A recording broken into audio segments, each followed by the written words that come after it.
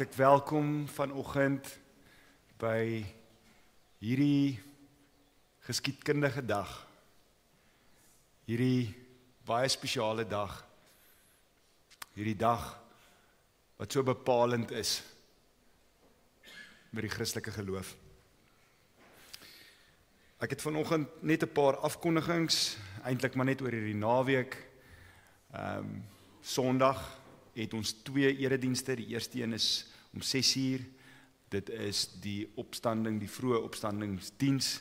En dan 9:00 is ons hier in die kerk met ons erediens wat gelei word deur Dominee Koenie. Die 6:00 erediens is in die begrafplaas, nee Koenie?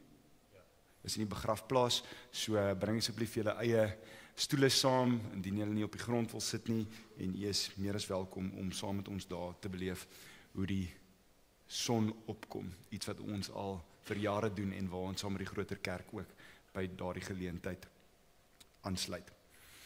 Gemeente, dan net vir al ons besoekers, hartlik welkom. Ons het nou nie vanoggend 'n kindermoment nie, maar ek wil net vir julle uitnooi om te sê, u is meer as welkom met al die kinders, van klein tot groot in die erediens. Ons is nie ongemaklik nie, so moenie daaroor worry nie, dit is 'n familie-georiënteerde gemeente. So asseblief hou u kinders in die erediens indien u sou wou en indien u gemaklik is. As dit vir u 'n bietjie jukkerig raak, ons het 'n kinderkamer net hier agter, op by die skynste is daar 'n kamertjie. As u deur beweeg, dan sal u sien daar's 'n kinderkamer daar agter. Dis vol toegerus. Daar is ook die erediens wat speel op die TV. Maar weer eens, moenie ongemaklik voel met u kinders in die erediens nie. Gemeente, vanoggend heel aan die begin van die erediens is dit ons voorreg om die Here te dien met ons dankoffers. En terwyl ons dit doen, wil ek net vir u uitnooi om saam met my rustig te word, om stadig asem te haal en vir 'n oomblik net te kyk hier op die liturgiese ruimte of op die verhoog, om te sien wat hier aangaan en om te dink aan dit wat op Goeie Vrydag gebeur het. Kom ons dien die Here met ons dankoffers.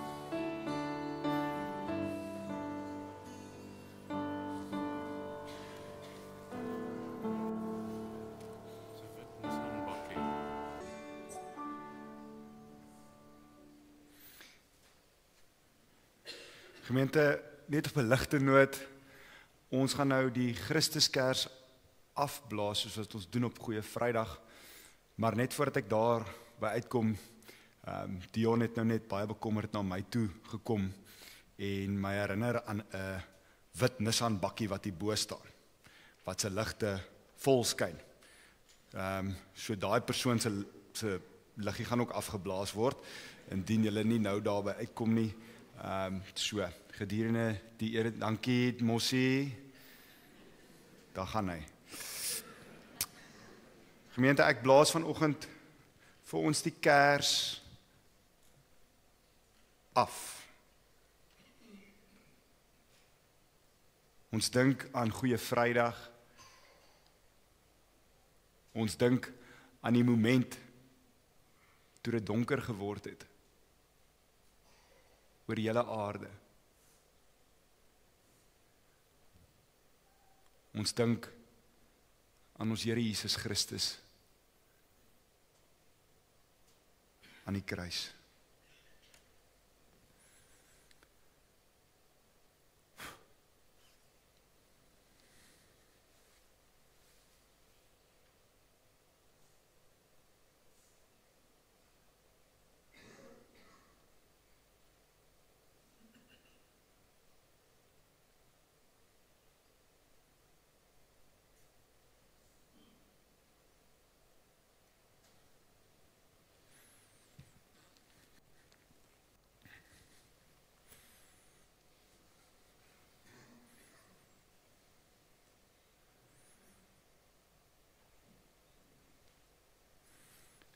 deur te sien op die kruis, is daar lewe en heil.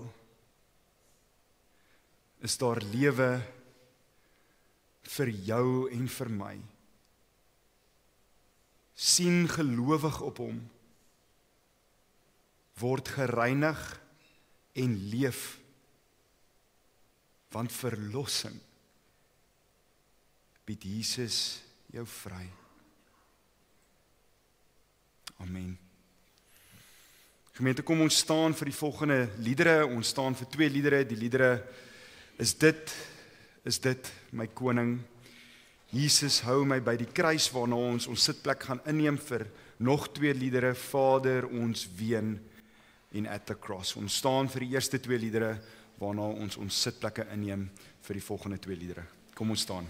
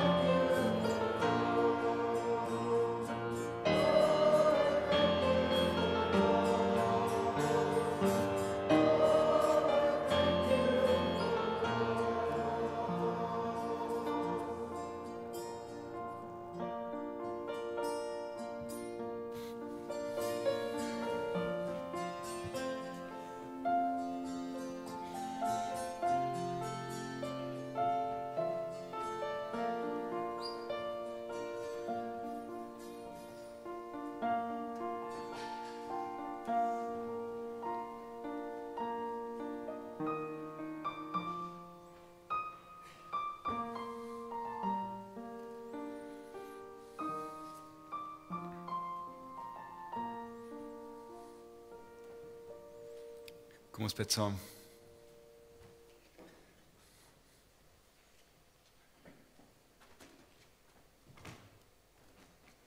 Here, vanoggend staan ons voor die kruis.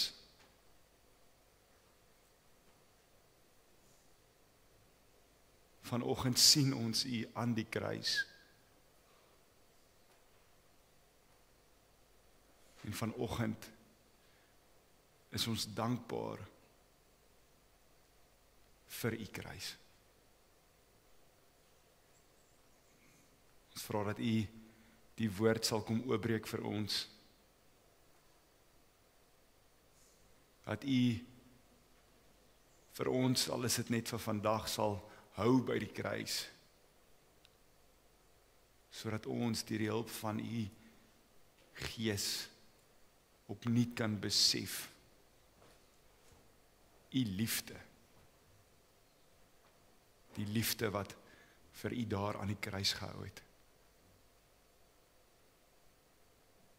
Ons bid dit in Jesus naam. Amen. Gemeente, ons lees vanoggend uit Johannes 19 met die fokus op een spesifieke woordjie. Of dan in Afrikaans eintlik 'n frase. En dis 'n woordjie wat die geskiedenis soos wat ons dit vandag het in twee kom deel het. Hierdie kruiswoord van Jesus se impak is so groot, so blywend, dat ek nie anders kan as om vanoggend die tydjie wat ons saam het, net 'n bietjie briek aan te draai en hierdie woordjie weer ligtyd te gee nie. Hierdie woord, gemeente, is tetelestai. Dit is volbring. En weet julle wat, die hele Christelike beweging is na 2000 jaar steeds besig om vlam te vat. Steeds besig om uit te bou, steeds besig om toe te neem as gevolg van hierdie woordjie. Kom ons lees vanoggend se teksgedeelte saam en ons doen dit, gemeente, spesifiek met die stasies van die kruis wat ons hierdie week beleef het, nog vars in ons gedagtes. Ons lees Johannes 19 vers 17 tot 30. Ons lees dit uit die 83 vertaling. Vers 17. Jesus het self sy kruis gedra en uitgegaan na kopbeenplek toe, soos dit genoem is in Hebreëus Golgotha. Daar het hulle hom gekruisig en saam met hom twee ander, een aan elke kant, met Jesus in die middel. Pilatus het ook 'n opskrif geskrywe en dit aan die kruis gesit. Daar het geskrywe gestaan: Jesus van Nasaret, die koning van die Jode. Baie van die Jode het hierdie opskrif gelees, omdat die plek waar Jesus gekruisig is, naby die stad was. Die opskrif was in Hebreëus, Latyn en Grieks. Die priesterhoofde van die Jode het toe vir Pilatus gesê: moenie skrywe die koning van die Jode nie, maar skrywe, hy het gesê, ek is die koning van die Jode. En Pilatus het vir hulle gesê: wat ek geskrywe het, het ek geskrywe. Toe die soldate Jesus dan gekruisig het, het hulle sy boklere gevat en dit in 4 dele verdeel, vir elke soldaat 'n deel. Hulle het ook sy onderkleed gevat. Dit was sonder naad van bo af in een stuk geweef. Hulle sê toe vir mekaar: ons moet dit nie skeer nie. Kom ons loot wie dit moet kry. Dit het gebeur sodat die skrif vervul kan word waar dit sê: hulle het my klere onder mekaar verdeel en vir my kleed het hulle geloot. Dit is wat die soldate gedoen het. By die kruis van Jesus het ook nog sy moeder en sy moeder se suster en Maria, die vrou van Klopas, en Maria Magdalena gestaan. Toe Jesus sy moeder sien en die disipel vir wie hy baie lief was, wat by haar staan, sê hy vir haar, daar is die seun. Daarna sê hy vir die disipel, daar is jou moeder. Van daardie oomblik af het die disipel haar in sy huis geneem. Hierna het Jesus met die wete dat alles klaar volbring is, en sodat die skrif vervul kan word gesê, ek is dors. Daar het 'n kan vol suurwyn gestaan. Die soldate het toe 'n spons vol suurwyn op 'n hisoptakkie gesit en dit teen sy mond gehou. Nadat Jesus die suurwyn gekry het, het hy gesê, tetelestai, dit is volbring. Toe het hy sy kop vooroor laat sak en die laaste asem uitgeblaas. Nadat Jesus die suurwyn gekry het, het hy gesê, dit is volbring. Toe het hy sy kop vooroor laat sak en die laaste asem uitgeblaas. Dit is vir ons om enigsins die genade en die liefde van Christus te kan begin verstaan, is dit absoluut noodsaaklik dat ons die ongewilde ding, die nie lekker ding moet doen en vir 'n oomblik by sy lyding moet stil staan. Christus se lyding is waardeur ons moet kyk, amper soos 'n venster, indien ons die volheid van God se liefde vir ons helder wil sien. Ek dink wat ons dan sal help om hierdie venster beter te begryp, is dat ons venster prentjiebreine moet aanskakel en net weer moet sien dit waardeur Jesus gegaan het. Dit wat daardie dag met sy kruisiging gebeur het. So met hierdie prentjiebreine, stel jouself voor, Jesus aan die kruis, en met elke asem wat Jesus voorgeveg het, was daar 'n vergeselling met dinge soos 'n ondraagbare pyn. En nie net die pyn nie, maar daar was ook hierdie skrikwekkende gedagte van die dood. Dood as gevolg van 'n tekort aan suurstof, wat baie vinnig al nader en nader begin kruip het.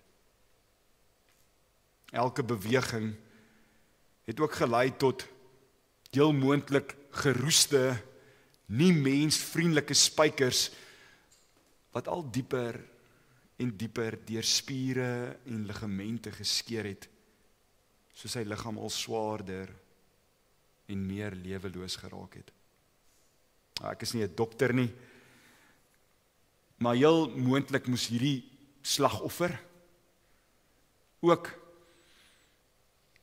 'n hoë koors begin ontwikkel het. Inflammasie en moontlik infeksie reg oor sy lyf. Iets wat dan sou lei tot die gevoel van iets soos 'n onlesbare dors. Stel jouself voor, in so 'n geval sou iets wat amper half soos hallusinasie gevoel het, die slagoffer tref soos wat hy bewussyn verloor en dit weer terugkry. Verloor en dit weer terugkry. Moet ook nie vergeet van die vlee en insekte nie. Hulle sou ook kom kyk het wat gebeur. Vriende, Jesus was niks van hierdie realiteite gevrywaar nie. Hy was nie 'n kruisiging light aangebied omdat hy homself goed gedra het voor Pontius Pilatus en al sy trawante nie. Nee, vriende, in die teksgedeelte lees ons, sien ons dat hy op daardie oomblik die ergste pyn denkbaar beleef het. En dit alles terwyl die sonde van die wêreld op sy skouers rus. En toe, met die wete dat alles reeds volbring is en sodat die skrif vervul kan word, het hy gesê, ek is dors. Ons lees in vers 29, daar het 'n kan vol suurwyn gestaan. Die soldate het toe 'n spons vol suurwyn op 'n hisoptakkie gesit en dit teen sy mond gehou. Nadat Jesus die suurwyn gekry het, het hy gesê, dit is volbring. Toe het hy sy kop vooroor laat sak en die laaste asem uitgeblaas. Tetelestai. Nou hierdie woord tetelestai is dalk 'n bietjie vreemd vir ons vandag. Maar interessant genoeg was dit 'n baie bekende term in die eerste eeu, veral in Palestina, en dit was deur baie mense gebruik. Byvoorbeeld, 'n dienaar sou die woord gebruik wanneer hy die opdragte wat sy heer vir hom gegee het, wat sy meester vir hom gegee het, wanneer hy dit voltooi het. Sou hy sê tetelestai. 'n Priester sou die woord gebruik wanneer 'n diereoffer ondersoek en bevind, wanneer hy 'n diereoffer ondersoek en bevind het, dat daar geen afwykings, geen foute aan hierdie dier was nie. Letterlik vertaal hierdie woord in sy paradigma soos wat ons hom het. Dit is volbring, dit bly volbring en dit sal vir altyd volbring wees. Met betrekking tot Jesus se spesifieke gebruik van hierdie woord in die konteks, skryf Max Lucado die volgende, hy sê, the history-long plan of redeeming man was finished. The message of God to man was finished. The works done by Jesus as a man on earth were finished. The task of selecting and training ambassadors was finished. The job was finished. The song has been sung, the blood has been poured, the sacrifice has been made, the sting of death had been removed. It was over. Die vraag nou, maar wat beteken dit vir my nou hier vandag?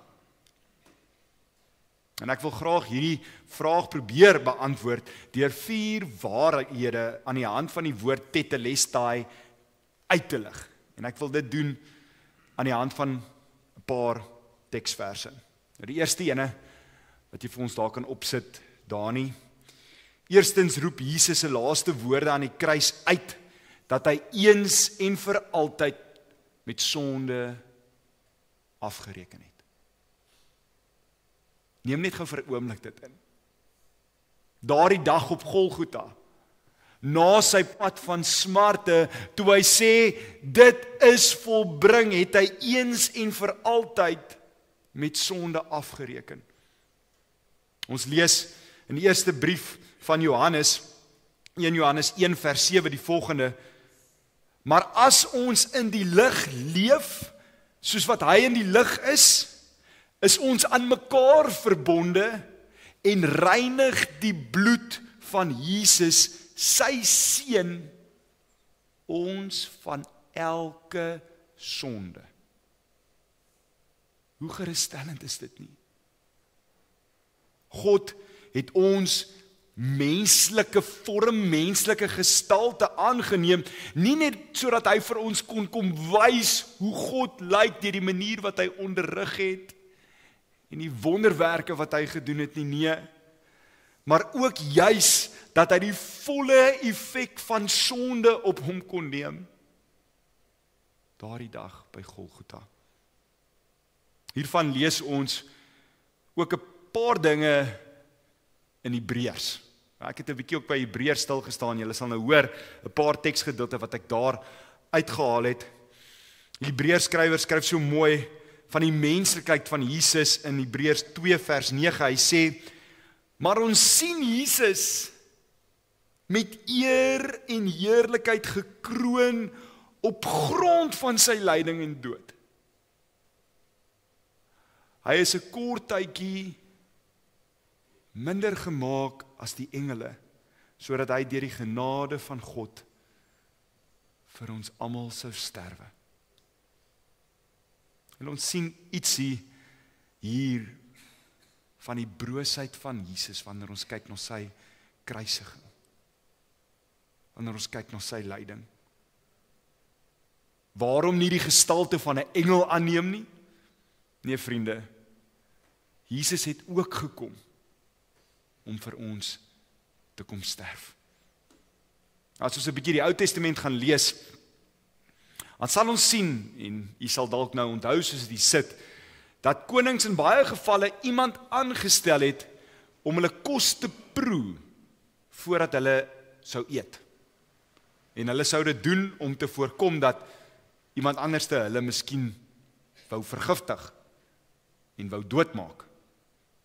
Wel, die glasie wêreldse gif wat as dit ware elkeen van ons name opgehaat het, was tot die laaste druppel weggespoel deur daardie man van Nasaret.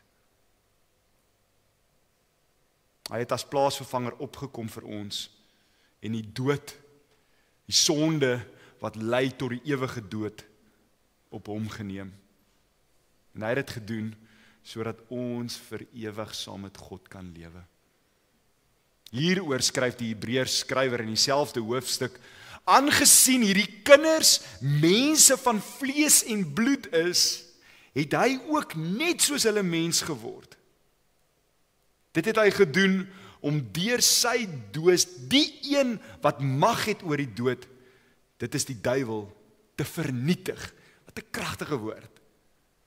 Te vernietig, en om hulle wat uit vrees vir die dood hulle hele lewe lank in slawerny was, te bevry. Gemeente, Jesus se kruisdood maak ons los van enige vloek of las of enige ding wat teenstrydig is met die karakter van Jesus. Toe Jesus sy laaste asem uitgeblaas het, het sonde homself in 'n doodloopstraat bevind. Die tweede waarheid wat die woord tetelestai kom uitroep, is die feit dat daar nou niks meer tussen ons en Jesus staan nie. Niks meer staan tussen ons en Jesus nie. In die boek wat ons dan nou vanoggend ook saam gelees het, lees ons dat voor Jesus se kruisiging dit die gebruik was dat mense Jerusalem toe gegaan het. Eerste was dit die tabernakel, en na die tabernakel is die tabernakel gevestig in Jerusalem, die tempel, en dit is waartoe mense gereis het om vir God te gaan ontmoet. Maar selfs dit was nie genoeg nie. Hulle het gegaan deur die jaar, maar dan was daar ook 'n spesiale datum. 'n Spesiale ontmoeting slegs vir die hoëpriester. Hy kon 1 dag per jaar, op die dag van versoening, kon hy in die allerheiligste ingaan. Hierdie groot dag, die 10de dag van die 7de maand volgens hulle kalender, 'n dag wat bekend staan as Tisri of die maand, het gedien as 'n herinnering dat die alledaagse brandoffers nie genoegsaam was vir totale versoening van sonde nie. Daar moes nog iets gedoen geword het. Julle, die hoëpriester moes vir hierdie dag deur 'n baie tydsame en intensiewe godsdienstige reinigingsproses gaan. En hy moes dit voltooi voordat hy die troonkamer kon ingaan. Die plek waar die verbondsark gestaan het. Nou net vir interessantheid en vir ons om vandag as Christene die grootheid van God se teenwoordigheid opnuut raak te sien, lees ek vir julle 'n bietjie wat hy moes deurgaan. Die proses, soos wat ons dit vind in die Torah. Voordat die hoëpriester op hierdie een dag in die jaar die allerheiligste kon ingaan, moes hy 'n seremoniële bad neem. Daarna moes hy wit klere aantrek. En dan, voordat hy kon ingaan, moes hy sy eie sonde bely en 'n offer bring. In die allerheiligste het God sy teenwoordigheid beloof in 'n wolk bo die versoeningsdeksel van die verbondsark. Die hoëpriester moes, wanneer hy dan by die allerheiligste ingegaan het, 'n jong bul as reinigingsoffer en 'n ram as brandoffer saam met hom geneem het. Nou julle, as ons Levitikus gaan lees, dan sien ons dat hierdie wit klere wat hy na daai seremoniële bad moes aantrek, dat dit nie net sommer enige klere was wat hy miskien by Mr. Price of Pick and Play clothing kon gaan koop het nie. Nee, dit moes 'n heilige priesterrok van linne gewees het. Onder dit moes hy 'n linne broek dra en om alles bymekaar te hou, 'n linne lyfsep en 'n linne tulband. Dit was die hoë priester se voorskrifte vir 'n heilige drag in Levitikus. Waarom noem ek dit? Gemeente, daar is iets van hierdie agting, hierdie absolute respek, hierdie amper half hemelse vrees, wat ek vrees oor die jare verlore geraak het, aangesien ons nie meer die enige prosesse hoef te gaan, wanneer ons met God wil praat nie. My nie verkeerd verstaan nie, ek prys die Here dat die voorhangsel geskeur is. Ek prys die Here dat hy self die tempel kom vervang en nou hier self tussen ons beweeg deur die werking van sy Gees, dat hy ons plek van ontmoeting geraak het. Maar vriende, mag ek tog ons elkeen vanoggend aanmoedig om ietsie te onthou van die ywer, die respek, die afwagting van die hoëpriester in die tyd voor Jesus se kruisiging. Dit sal ons help om God te sien en te aanbid vir wie hy is.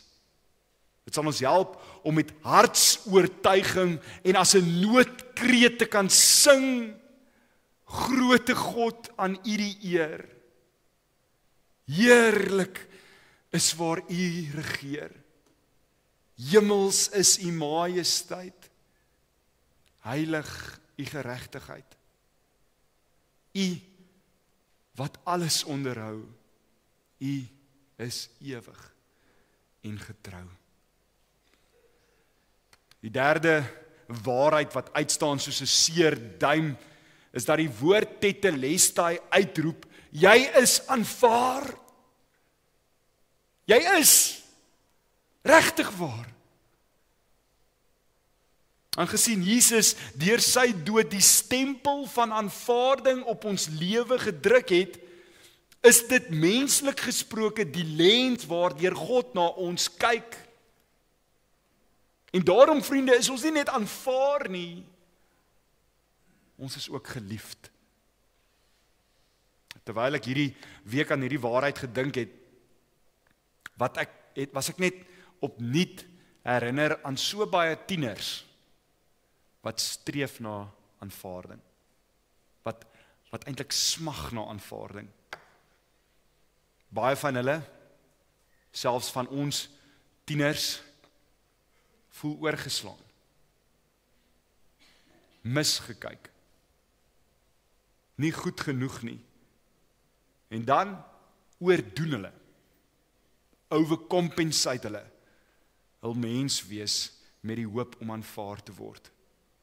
Hierdie oordoening lei dan dikwels tot die voorgee van iemand wat hulle nie is nie. En dan 'n ongebalanseerde leefwyse. Identiteitskrisisse, om net 'n paar te noem. Vir baie is die doelwit aanvaarding, maar Jesus kom en hy sê nee.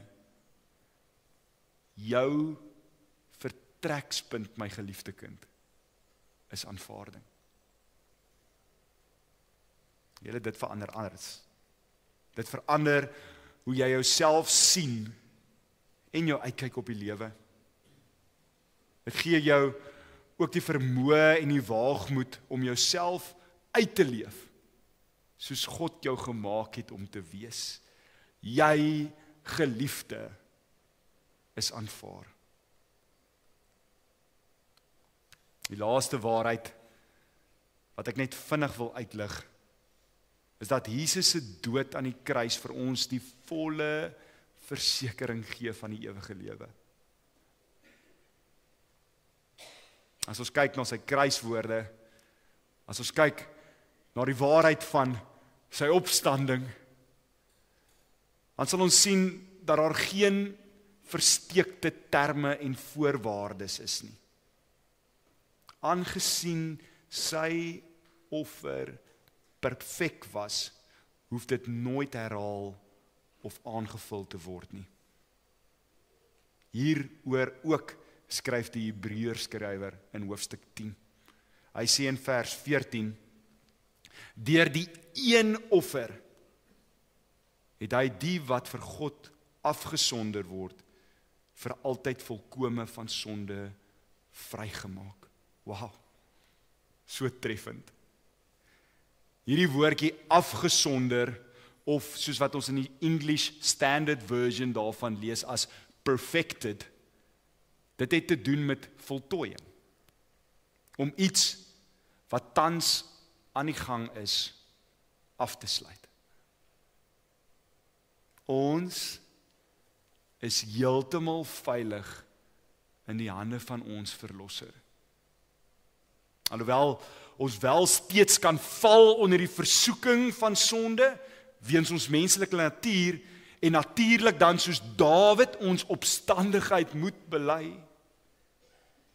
kan sonde ons nooit uit die hand van God ruk nie. Sonde het vir God uitgedaag, en sonde het verloor. Christus is die oorwinnaar. Finishing klaar.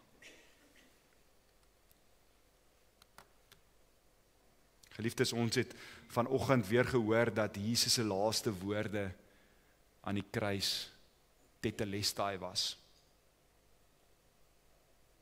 Mag ons hierdie Paasnaweek ingaan met die wete dat daar steeds vandag dieselfde krag agter die woord is as die dag toe Jesus die woord uitgeroep het.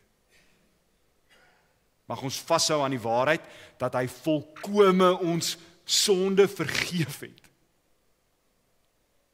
Mag ons braaf genoeg wees om die allerheiligste in te gaan, die troonkamer van God, en daar as skoon gewastes by sy voete te sit. Mag ons rus vind En die wete dat ons reeds deur God aanvaar is. Al voel dit soms vir ons of ons deur die mense rondom ons oorgeslaan of verwerp word. En mag ons met die volle versekering stap. Met die wete dat niks, maar niks ons uit die hande van God kan ruk nie. Tetelestai. Dit is volbring. Kom ons bid saam.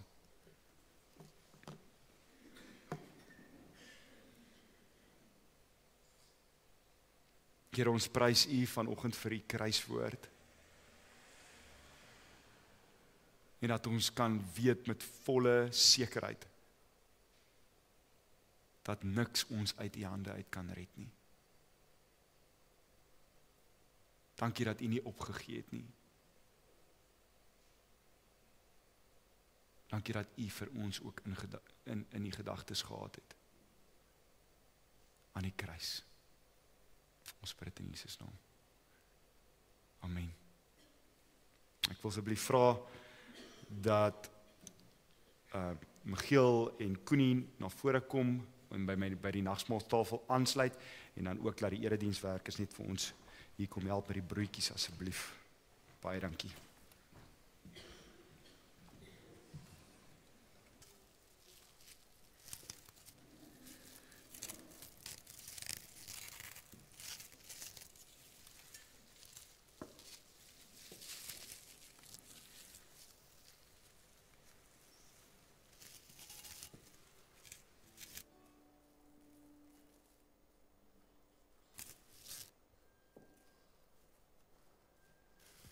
Gemeente, ons gaan die simbole uitdeel, waarna ons dit gaan instel en dan saam gaan gebruik. Baie dankie, ons kan maar dit uitdeel.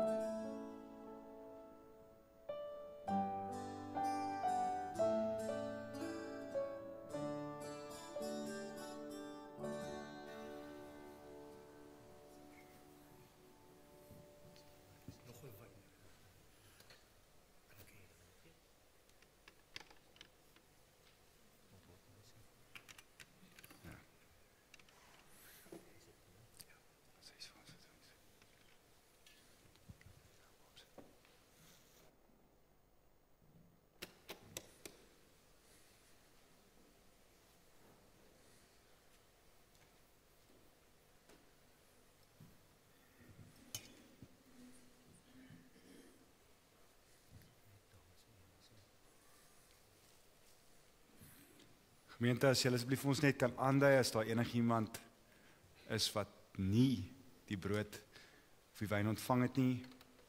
Ons gaan ook na dat ons die wyn ingestel het en daarvan gedrink het, die beker omstuur. En dan sal ek net vra of iemand uit die beker uit wil drink.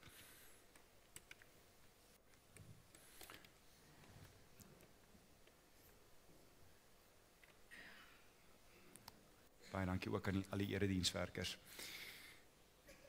Gemeente, vanoggend dink ons terug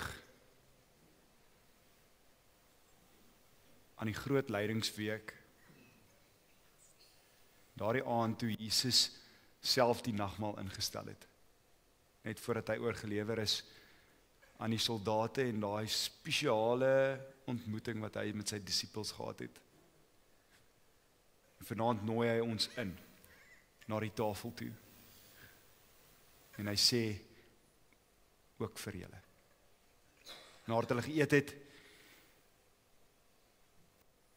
het Jesus hulle nie verdaag nie, maar het hy brood en wyn geneem en almal het na hom gekyk en hulle kon sien hy is ernstig. En hy het gesê, hierdie is my liggaam. Dit is vir julle. Hy het die brood gebreek en daardeur vir hulle gesê, maar my liggaam word vir julle ook gebreek. Daarom kyk na die brood wat aan u gegee is. Dit is die liggaam van Christus. Neem dit, kyk daarna, dink daaraan en glo dat Jesus se liggaam gebreek is vir die volle sekerheid dat hy afgereken het, tetelestai, met enige iets wat ooit tussen u en hom, tussen my en hom kan staan.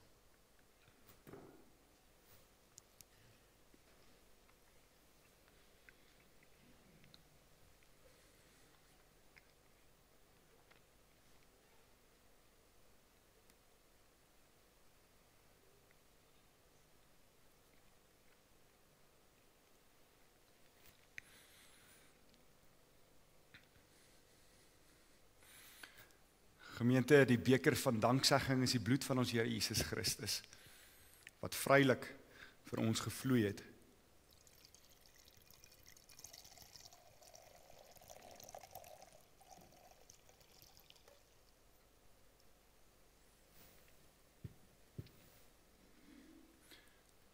Neem dit, kyk daarna, sien die bloed van ons verlosser, wat vir jou gevloei het. Drink daarvan en weet dat Christus se bloed gevloei het, vrylik gevloei het, tot die volkome versoening van al ons sondes.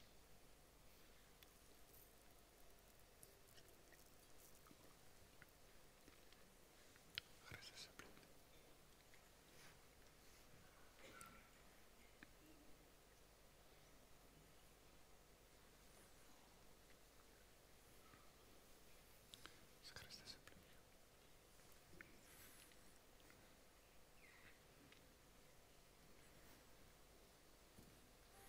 Is daar enige van ons hier in die erediens wat graag van die nagmaalbeker wil drink?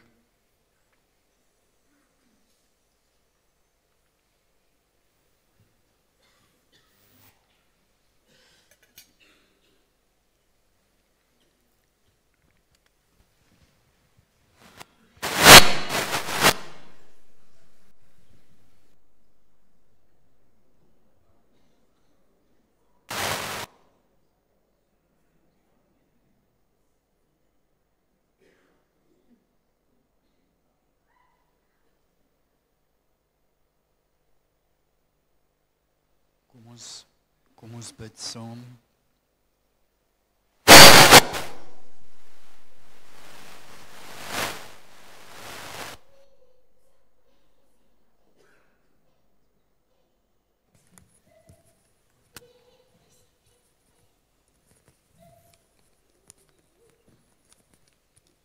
Ons vra verskoning vir dit.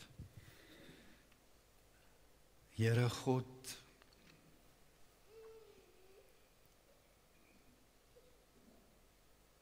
ons het nie woorde nie.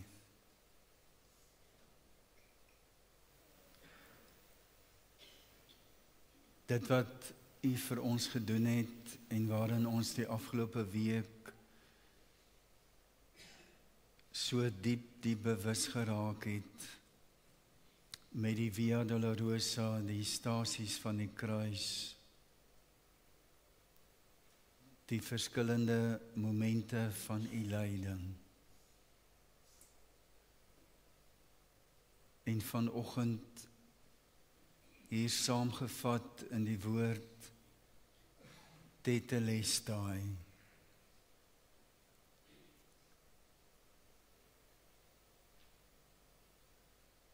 Dankie dat U my kruis gedra het, dat U in my plek gesterf het. Dankie dat U my sonde volkome vergewe het.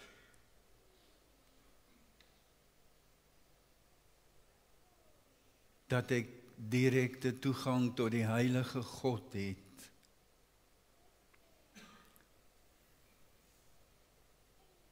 Dankie dat U die prys betaal het ten volle, dat ek niks kan byvoeg nie, want dan sou dit onvolmaak wees. Dankie dat dit volmaak is, ten volle volbring, nou en tot in ewigheid. Dankie vir die tekens van die brood en die wyn, U bloed, U liggaam en U bloed, alles volbring. Here God,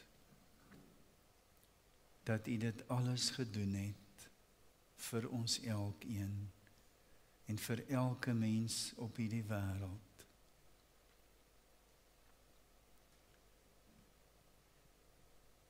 Mag dit ook wees deur U genade en deur U Heilige Gees, dat ons lewens dit sal wys, dat ons lewe vanuit die volle aanvaarding, U groot liefde en die volle versekering, dat ons U kinders is. In en deur Jesus Christus. Amen.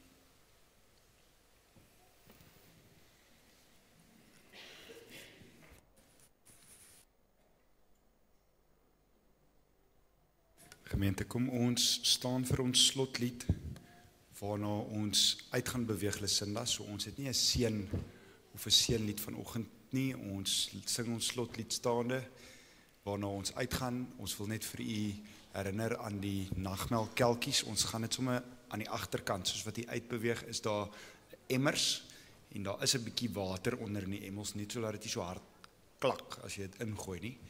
So ons sluit af met ons slotlied, waarna ons stil Saterdag ingaan, en dit dan die gebruik daarvoor is dat ons nie die seënlied gaan sing nie.